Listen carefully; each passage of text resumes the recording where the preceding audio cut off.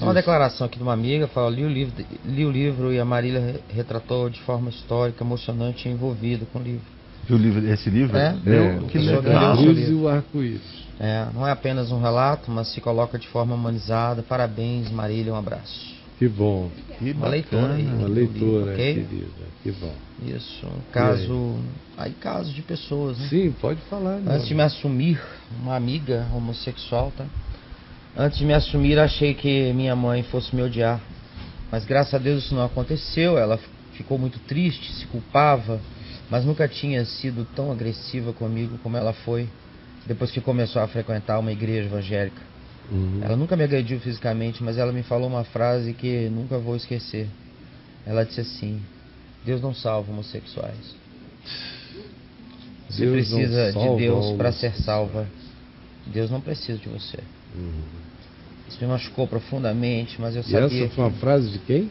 Da mãe da mãezinha. Evangélica. Deus não salva homossexuais. Como é que pode? Deus não tem sexo, lapidar, né? É para uma lápide. É isso aí. É uma lápide. Foram 3 frases Deus que ela disse. Deus não salva homossexuais. 8 anos. Deus não tem sexo para entrar nesse assunto. Esse assunto é apenas humano. Olha, esse assunto é tão patético que a gente... Ele só não é patético porque o problema existe.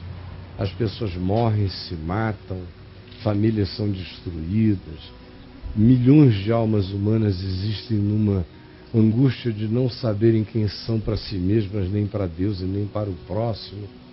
Mas isto é o resultado. A consequência é trágica.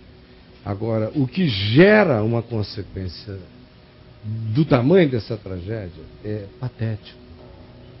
É patético. É você imaginar que nós humanos nos reunimos aqui no planeta Terra, neste momento da história humana, com todos esses desafios de sobrevivência racial, planetária, de tamanhos imensos os problemas humanos, e o absurdo das catástrofes de fome, de miséria, de gemido concreto, acontecendo para todo lado, calamidades monstruosas, roubos, iniquidades imensas sendo praticadas à luz do dia contra não só milhões, bilhões de entes do planeta, contra um lado inteiro da Terra. Mas isso não significa nada. Deus não está preocupado. Deus não tem coração para isso. Deus circunscreve a preocupação dele ao pênis, ao prepúcio, à genitália, ao que acontece aqui. Um buraco negro, Deus não tem nada a ver com isso, mas um ânus, meu Deus, um ânus vale mais do que bilhões de anos. Luz é um ânus. É impressionante o que se faz, a discussão, a intensidade com a qual você vê as pessoas discutindo o tema, como elas ficam nervosas, vermelhas, com vontade de matar. É diabólico.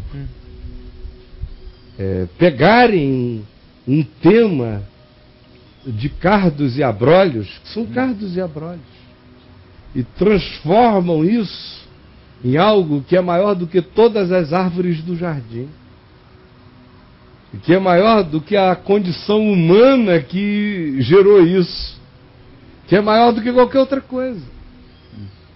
E os grandes temas da religião acabam sendo os temas do prepúcio. É do prepúcio. É a discussão, é o prepúcio. Você veja, Paulo, com a cabeça que tinha, mas só porque judeus se metiam na história, evangélicos do Novo Testamento são judeus, né? São judaizantes. São os híbridos entre um pouquinho de Cristo e uma montanha de lei, e perseguindo Paulo. Mas por isso ele tem que voltar o tempo todo para a recorrência do prepúcio, da circuncisão. O que é a circuncisão? É o prepúcio, é a fimose. A discussão sobre a fimose ritual. Aí ele tem que criar significados para fimose ritual. Fimose ritual tem que virar o batismo. A fimose ritual tem que virar a conversão. A fimose ritual tem que virar um monte de coisas que ele não precisava nem tratar daquilo, se não fosse a obsessão fimótica dos caras. Só falando daquilo e só naquele assunto e o tempo todo. Até hoje, hein, Caio? Até hoje a gente vive disso, os nossos assuntos. Olha só, quando eu me converti, quais eram os temas importantes dos evangelhos? Um tema que a gente discutia o tempo todo era se batizava por imersão ou por aspersão, porque foi um assunto que a renovação espiritual puxou, quando uma quantidade enorme de presbiterianos e batistas se pentecostalizaram na renovação e passaram a batizar-se por imersão. Isso virou um tema, um eixo. Uns 15 anos de discussão esse assunto. E quem não fosse batizado nas águas não estava com nada. Tinha que batizar-se nas águas. Quando eu dizia as coisas que eu dizia, diziam que eu era um herege. Quando eu dizia com água, sem água, com cuspe, com areia, o batismo é só com o Espírito Santo. Não tem nem... Meu Deus! Você era um herege. Hoje em dia você fala nisso, todo mundo gargalha, ri. Mas teve um tempo, meu Deus, que era tudo que havia para ser discutido. O segundo tema era: batismo com o Espírito Santo é acompanhado de línguas ou não? Se dividiram igrejas, foi uma questão horrorosa.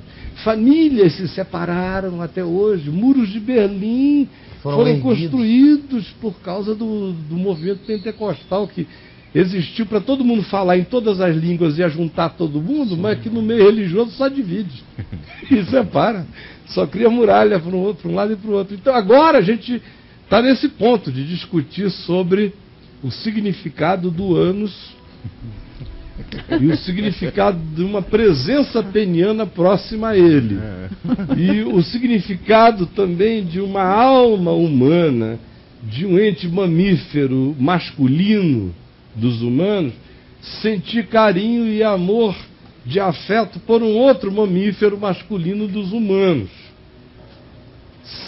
Como é que Deus fica? É a pergunta. Ainda faz essa pergunta. E como é que Deus fica diante disso? Parece que Deus diz: ai, eu não sei onde eu me posiciono em relação a este assunto. Como é que Deus fica? Cara, deixa Deus se virar, né? Ele não tem nem pênis nem ânus. Em relação, ele não tem nem pênis nem ânus. Ele não está com esse problema. Esse ele problema não é nosso. teve essa crise hoje. Ele não passou pela fase anal, nem peniana, nem nada disso. Eu aconselho a todos vocês pararem com isso tudo e a usarem um pouco a mente e o coração, que é a única realidade aonde Deus quer encher, caber e não caber de plenitude, que nos tome de amor. O resto é patético, patético, patético. Como patéticas eram aquelas discussões da Idade Média, se o porco tinha culpa ou não tinha culpa. Como é isso? Você não sabe dessas histórias? Não, essa não. Julgamento de porco, de galinha, de galo, na igreja, na Idade Média. Se um porco desse uma cabeçada no dono, e o dono não gostava, levava o porco. Reunia a igreja para discutir o destino do porco. Julgar o porco. Não podia simplesmente fazer um churrasco dele. Um galo que estivesse pegando mais galinhas, um galo que o dono, muito neurótico, cismasse que ele estava assim afoito demais, ia ser julgado como promíscuo. Tinha julgamento de pulga. Ai, não. Não, meu Deus, tá aí na história.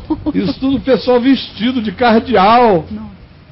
Julgando o cachorro. Vamos julgar o cachorro. Mordeu o diácono. Aí uma reunião, aí tem o advogado de defesa, porque tem hipocrisia, né? O advogado de defesa do cachorro, tem o de acusação, no fim o cachorro é condenado. Pedra no cachorro, lá fora. Todo mundo sai em nome de Jesus. Vamos apedrejar o cão.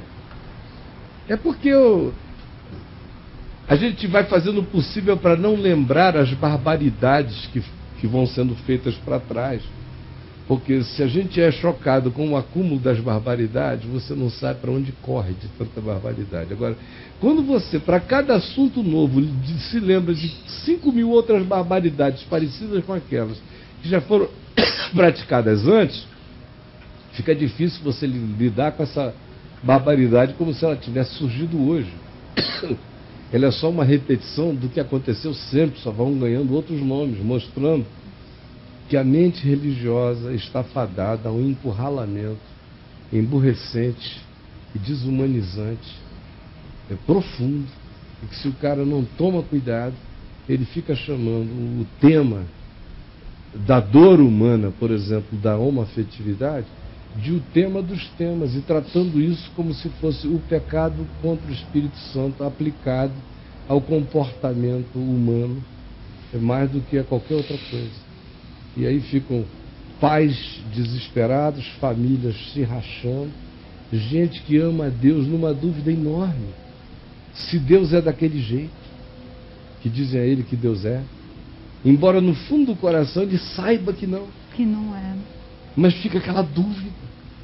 Como eu vejo toda hora, o cara diz, eu sei que Deus não é assim, mas eu fico com essa agonia, esse medo. Aquela inadequação, né? Até que ponto vai a graça, né? Até que ponto vai essa graça? Foi o susto da Adriana, me mostrou, disse, meu amor, olha aqui, não é possível que o fulano esteja dizendo uma coisa dessa. Sim, tudo é graça. Nós só não sabemos até que ponto vai essa graça. Isso é gente de coração mais generoso, que diz uma tolice dessa. Agora imagina quem acha que graça de Deus é maldade, é perversão, é heresia. Como trata o próximo, como enxerga o próximo. E aqui que atribui à mente de Deus que tipo de interesse. Porque um Deus que tenha interesses obcecados desse tipo está menos interessante que o diabo. O diabo é mais interessante do que esse Deus dos crentes. Pelo amor de Também Deus. tem carnaval, né? Tem uma cervejinha, tem alegria. Tem mais assunto, né? Tem mais assunto e empomba menos com a vida. Empomba menos com a vida, cara. Empomba menos, é menos contra mesmo. a vida do que o Deus dos crentes. Pelo amor de Deus, E aí, brother? Vou terminar aqui de ler ela. Aí as 3 frases da mãe dela foram essas, né? Deus não salva homossexuais. Forte. Você precisa de Deus para ser salvo. Deus não precisa de você. Isso me machucou profundamente, mas eu sabia que no fundo as coisas não eram assim. Eu ficava pensando, poxa, eu sempre fui uma filha tão boa para ela. Tive os meus pecados como todos nós temos, mas nunca fui promíscua, nunca levei minha vida como se fosse brincadeira. E sei que sou boa de coração. Não é que Deus precise de mim, mas eu sei que Ele me ama e Ele quer pessoas boas de coração, que tenham amor no coração, que acolha as pessoas. Assim como eu não sou má por ser homossexual, eu sabia que minha mãe não era má por estar falando aquilo. Não era má por ser evangélica, reduzida de cabeça. A filha entendendo a mãe. É lógico. A mamãe, coitada, viveu e vive essa contingência limitante. Né? Aí ela reflete assim, esses religiosos acham que a nossa homossexualidade é algo contagioso. Mas não, o que é contagioso é o ódio deles em relação a nós. Fiquei com muito medo disso. Ela bota entre parênteses o ódio entrar nela, na mãe, nunca mais sair. Mas eu agradeço a Deus e ao Caio por ela não ter sido contaminada pelo ódio, por ter deixado de frequentar essas igrejas e ter entendido que é possível ser homossexual e ser de Deus ao mesmo tempo. Obrigada, Caio. Amém. Deus te ajude, minha amiga.